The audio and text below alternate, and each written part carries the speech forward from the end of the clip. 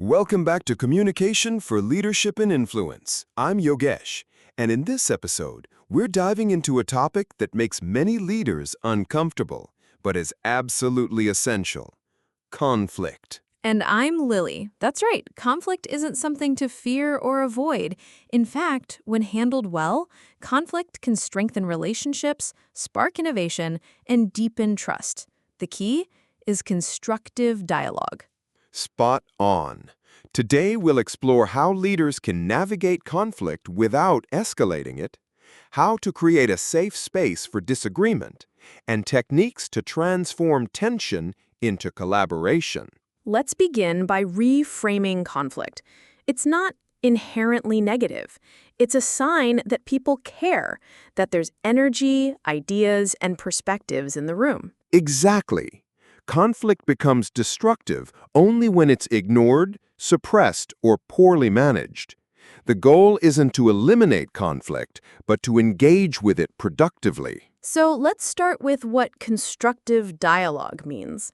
It's the kind of conversation where two or more people with differing views engage respectfully, listen actively, and seek understanding, not just victory. One of the biggest mistakes leaders make is avoiding conflict altogether. They think it keeps the peace, but really, it builds pressure beneath the surface. Right, and eventually that pressure explodes. Instead, leaders should create a culture where healthy disagreement is welcomed and guided. One technique I often recommend is setting ground rules for difficult conversations.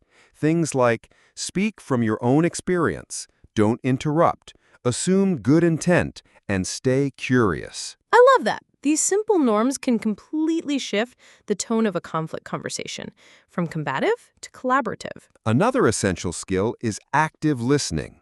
In conflict, most people listen to respond, not to understand. That's where leaders must model reflective listening. Repeat back what you heard, validate the other person's feelings, even if you don't agree with their conclusions. For example, it sounds like you're frustrated because the decision was made without your input. Is that right? That kind of reflection opens doors, not walls. It also helps de-escalate emotions.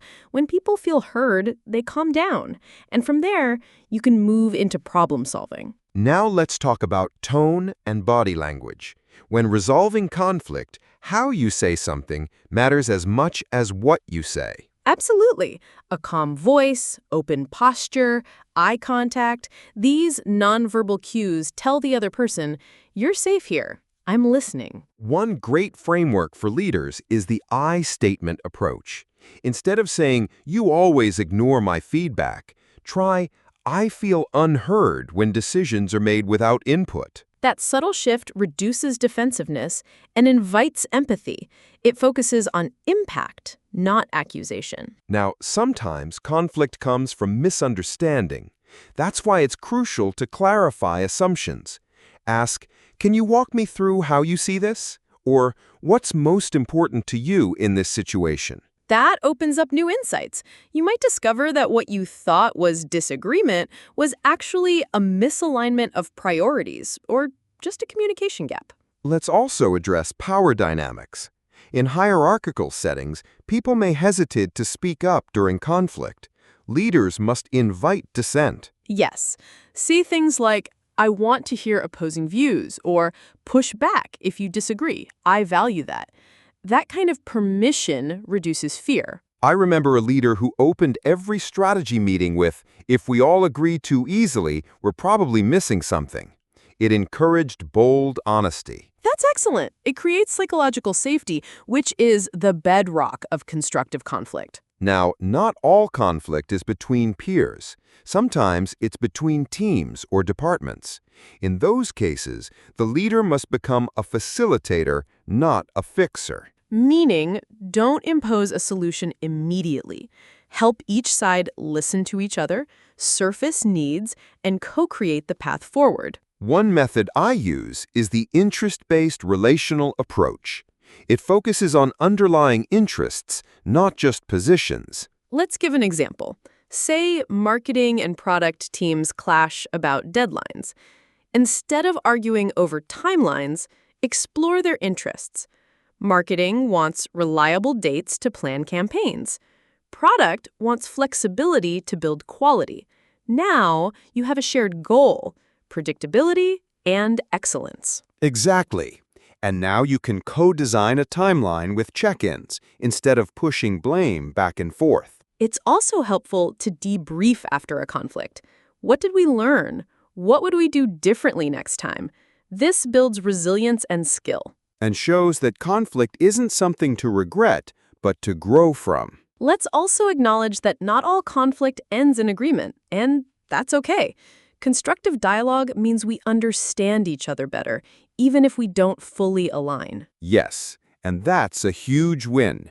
It moves the team forward with mutual respect. Let's wrap up with our key takeaways. Let's do it. Here are the top points from today's episode. Conflict is natural and can be a source of growth. Constructive dialogue focuses on understanding, not winning. In addition to it, Use ground rules to guide difficult conversations. Listen to understand and reflect back what you hear. Use I statements to express impact, not blame.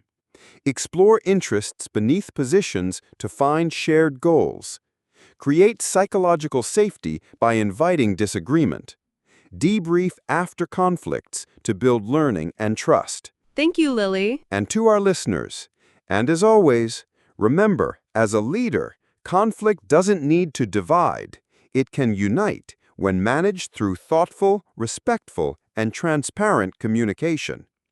If you found this episode of Corporate Communication useful, don't forget to join us at leadershipacademy.tagbizsutra.com. Do share it with your friends and colleagues, and leave your review. Until next time, where influence moves from directing to developing.